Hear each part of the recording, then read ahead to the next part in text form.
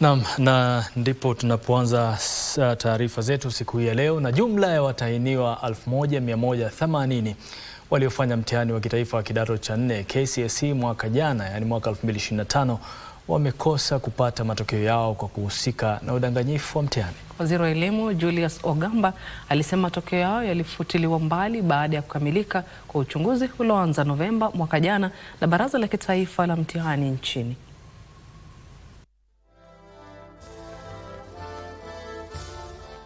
Waziri wa Elimu Julius Ogamba akiambatana na maafisa kutoka Wizara ya Elimu leo asubuhi walitangaza matokeo ya mwaka jana ya mtihani wa kidato cha 4 KCSE ambayo ilikuwa ikisubiriwa kwa hamu na gamu.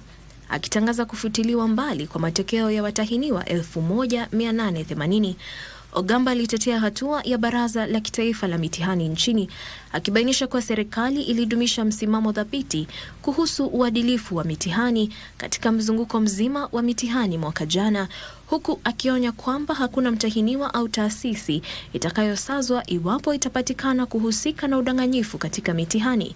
I wish to reiterate that our stand on the integrity of examinations in November last year, we indicated that there were reported cases under investigation and that action would be taken upon conclusion of the investigations.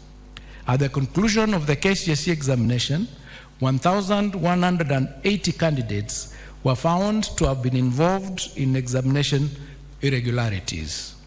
Consequently, and in line with the applicable law and regulations, their examination results have been cancelled. Waziri aliwasihi wazazi, watahiniwa na shule kukubali matokeo yaliyotangazwa, akibainisha kuwa mfumo wa mitihani unasalia kuwa wazi, wa kidijitali na unaoweza kuchunguzwa. Jacqueline Macharia, Darubini.